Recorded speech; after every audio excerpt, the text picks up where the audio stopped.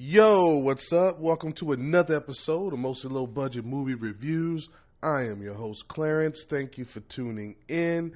I'm just kind of getting over a little bit of a cold, so I really didn't prepare for the weekend the way I normally do. So I decided just to pick a random movie in one of my favorite genres, the mystery thriller, to get warmed up for the big Netflix release that dropped today. Or depending on when you listen to this, it dropped yesterday, because it might be Saturday when you hear this. But anyway, I digress. There's a big movie that came out on Netflix over the weekend that I will be addressing in the next episode. But anyway, this is one of my Hulu suggestions, and it's starring Winona Ryder, who I haven't seen in forever, so that kind of motivated me to check this one out. Now, it's called Gone in the Night. So what is this one about?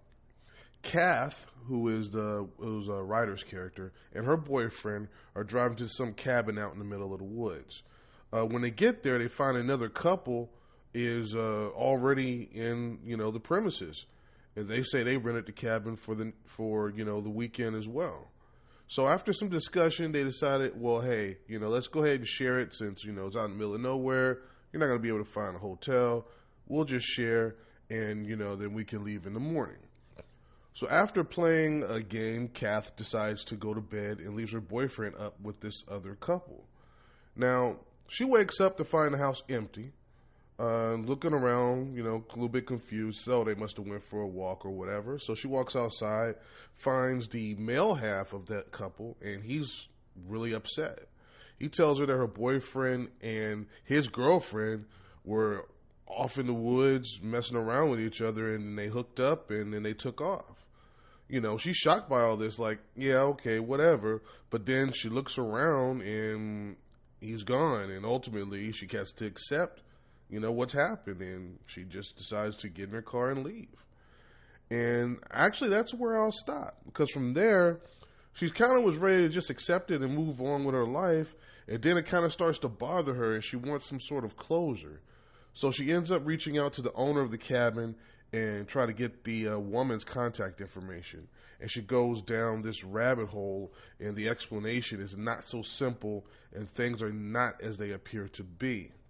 So what did the pros think? Well, they came in at a 46% on 63 reviews, with the audience at a 26% on over 100 reviews on the Rotten scale. And what did I think? Well, let me start with the positives.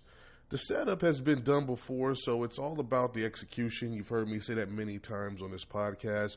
And I have to say, after the disappearance piece of it, it was handled in a pretty original way. Usually with this type of setup, the victim goes to a panic and they start trying to unravel the mystery like right away. And in this case, she kind of just goes back to live her life and almost is ready to just drop the whole thing. So this one slowly unravels as her level of concern and her wanting to get that closure increases, which was different, and I appreciate originality, as you guys know. Ryder did a good job, and it was cool to see her in a starring role again. The story has multiple twists to try and keep you off balance. Spoiler-free, the ultimate reasoning for everything was pretty original, and I did not guess what was actually going on at all. However, that's where my negatives start. Now, from the start, you assume a certain thing about her boyfriend, and you will be correct, which is disappointing to me since that exposed all the other twists. Once you think a certain thing about a boyfriend, of course, spoiler-free, I have to be vague here. Once you think that, and that turns out to be true, then everything else is laid out for you right in front of you. And, like I said, that's a bit of a disappointment when you're hoping that you'll, continue to be engaged the whole time. So I had everything all figured out. So only thing that was left was just the reason, which almost saved this, but they really botched the reveal, and they had some weird storytelling choices and the pacing of the events. They didn't give it any time to breathe or for us to take any of this information in. And the way they did the reveal, it was kind of poorly explained, actually. They had a lot of filler, then just kind of crammed this complicated reason into this last, 20, 25 minutes, and then it ended it. with the twist being so obvious, they really needed to nail the reason, and they just didn't get there. I mean, and the reason was original, which was cool, but they just messed up the rest of it. They should have spent way more time on it than they did, and unpacked it a lot more. So that's really the crux of why this movie, just wasn't successful. But again, I don't want to beat this one up too much. Let me bottom line this one for you.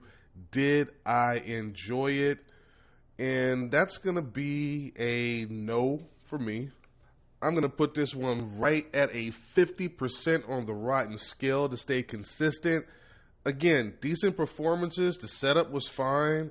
Had some twists to keep your interest. Again, if you don't assume that certain thing about the boyfriend, then this is going to be way more enjoyable for you until you get to the ultimate reveal.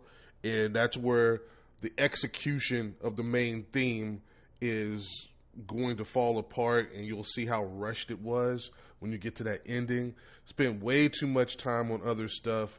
And like I said, that's too bad because the reason is different, and they really could have made it interesting had they fleshed all of that out and really dealt with that subject matter of why things were happening. Again, can't get into it, spoiler free, but it is really an interesting concept there. But it's not terrible.